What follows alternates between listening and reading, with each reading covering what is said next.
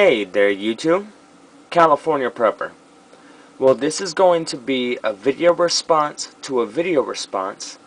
This is going to be a video response to the Miami Prepper and his SHTF Communal Property video. Brother, that was a great video. I agree so much. People in this country have no idea what it's like. Everywhere, like you mentioned in Cuba, it was just second nature. It was every day, for you to say, hey, I got some rice, your neighbor to say, hey, I got some beans, the guy across the street to say, hey, I got some tortillas, and for you guys to come together and have a meal.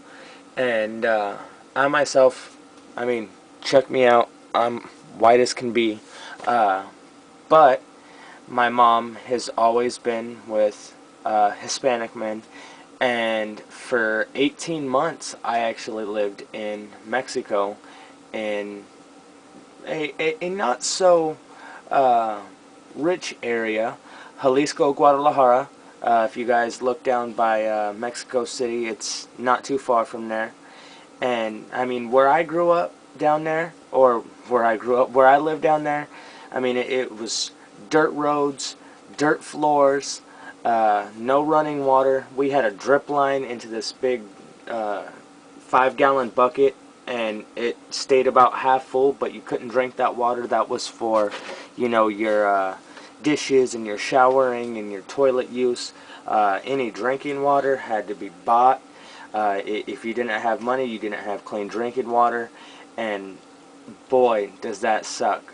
People don't realize how easy they have it here. Even if you're flat broke and you're living on the streets, you can go to any spigot, any water fountain, and get fresh, clean water. Down there, sorry about your luck, Jack. If you don't have any money or you don't have a way to sanitize your water, you are screwed. So, you really have to think about that.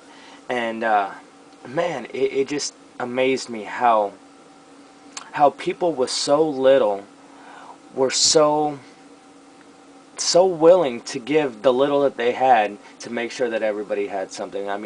We didn't have much down there. We didn't have much at all. My stepdad was working with his brother. Thank goodness he had family down there, and so he was working. But the people in the neighborhood, we didn't have much, but we never went hungry. No matter what, we had something to eat for breakfast and dinner, no matter what, So people down there were amazing, and it just blows my mind. They had absolutely nothing, yet they would give you the shirt off their back if they could help you out. And it was just second nature. It was just...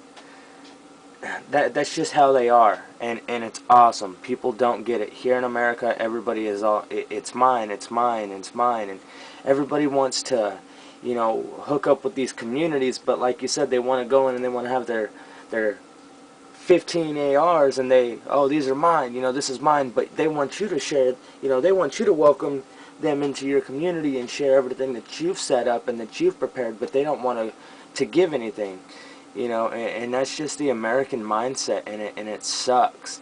But living in Mexico for those 18 months, I was 11, 12 years old at the time. I learned a lot. I became almost fluent in Spanish, so that is awesome. That helps out so much. That helped, man, every job I've had, that has helped me out so much. So that is a great thing to have. If you can speak Spanish, that is going to help you go so far. That is a great thing to learn for an SHTF, another language, especially Spanish here in the US. That is a necessity almost here in California. So if you don't know Spanish, man, get on it. That is a great second language to learn for an SHTF. But I just wanted to do this video and tell Jose, man, you did a great video, brother. It was awesome. It just blows my mind how countries with and people with so little, can just, it's just second nature to help out somebody else that doesn't have anything. If we all pull together and pool our resources everybody wins. We all get a little bit more, and we all do a little bit better. So, you know, I don't see how people don't see that's the right thing to do. But like you said, most people, it's these are mine. You know, what's mine is mine, but what's yours is mine too, and that's not how it is. If you're going to be in a community, it has to be all or nothing. Of course, there will be, you know, boundaries, but that's common sense. But you can't come in thinking that everything you have is going to be put back for you, and everybody's just going to willingly share what they've stocked up and what they have put back for their family. But I mean, it's foolish to think that you're not going to be put in a situation that it's just not going to fly, buddy. It's really not. Either they're going to boot you out or they're going to shoot you and take all your stuff. So you got to get rid of that mentality, or be a lone wolf, and you know how far that'll get you. So big shout out to the Miami Prepper for making that video. It was an awesome video. I loved watching it, and just kind of wanted to share my own story about living in Mexico for those 18 months and going through that myself and seeing that, and it's nice that other people know that. I wish more people could see what we were talking about. Like, oh man, it totally changes your perspective. It really does.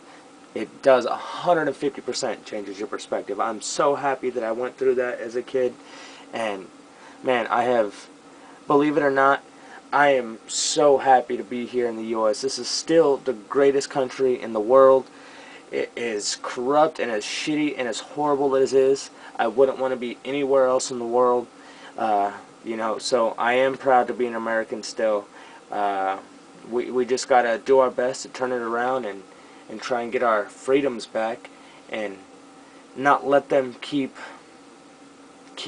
degrading them and just eroding them into nothing. I mean, it's just ridiculous. Anyways, I'm rambling. Big shout out again to the Miami Prepper for doing that video. California Prepper, I'm out of here.